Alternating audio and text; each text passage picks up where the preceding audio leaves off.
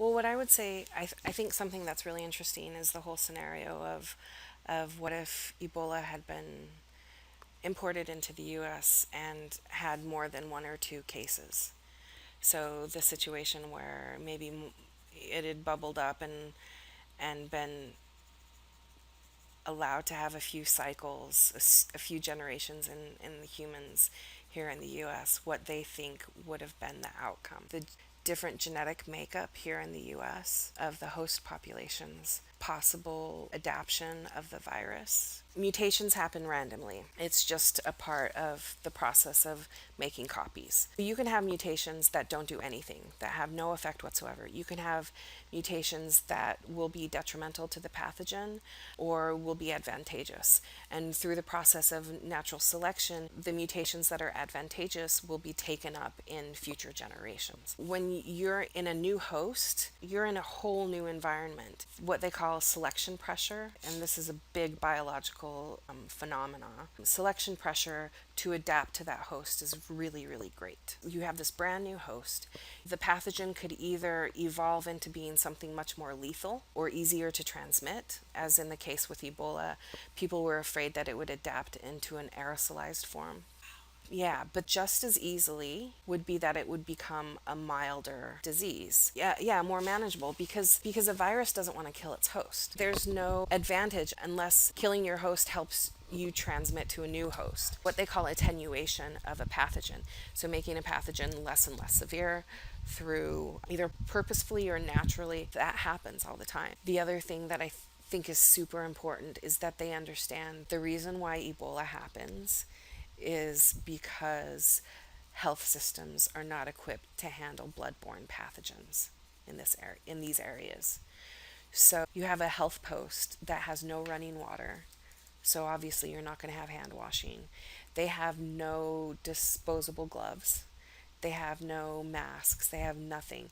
The thing that I've seen a lot in sub-Saharan Africa is that we do have disposable needles now that are available, which so you don't need to worry so much about needle reuse and transmission that way. But if you compare the environment and the setting, what you would see in Sierra Leone and the healthcare centers, even in the best hospitals, compared to the standard care that you would have at a clinic by law and regulation here, it's night and day.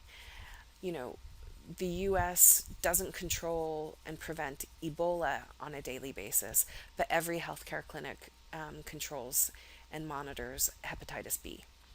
And the transmission mode is very, very similar. And so it would be interesting to see if students understand the disparities in the health system between the US and these low income countries. Going back to what I'm assuming Dean Leviste was talking about in terms of social determinants and health disparities, who would be the more likely people to get infected, who would be most susceptible.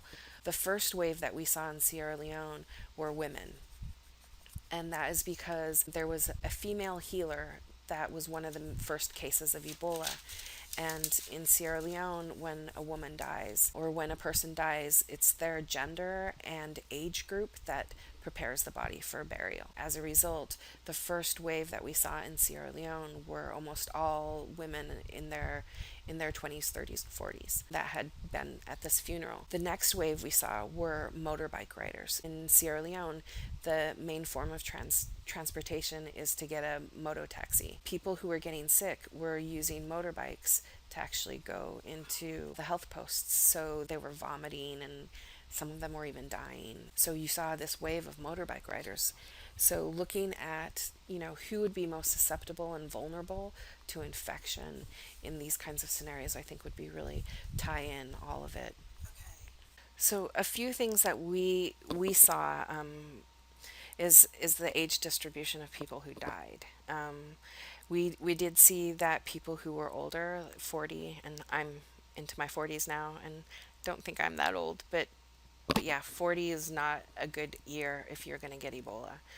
So people who are over 40 were more likely to die, and for what reasons we're not entirely clear on.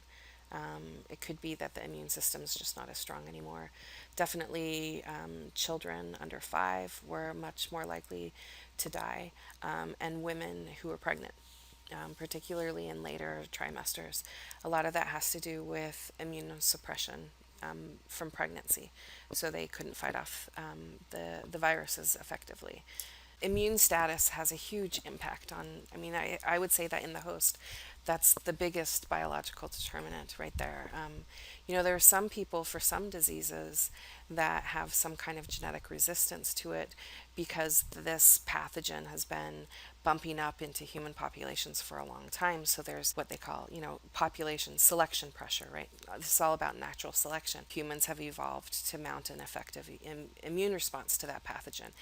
But with Ebola and other diseases that are emerging and zoonotic, humans have not evolved to respond to this. And so the other thing that determines outcomes in terms of when a human comes in contact with a pathogen is your genetic profile and whether or not you have some susceptibility or resistance to this pathogen. That's another biological determinant. When you look at things on the pathogen side, sequence variation. So there are going to be some strains of the virus that are more lethal or pathogenic than others. And one of the reasons that they think that it was possibly as bad as it was is there was a mutation pretty early on that made the disease wetter. What wetter means is that people were vomiting and had more diarrhea. So a couple of mutations caused a disease that made it possible for the virus to be transmitted easier through body fluids by producing a lot of body fluids during the disease phase. And so that's one thing that is a biological determinant from the pathogen perspective. The other things, when you think about diseases that aren't common in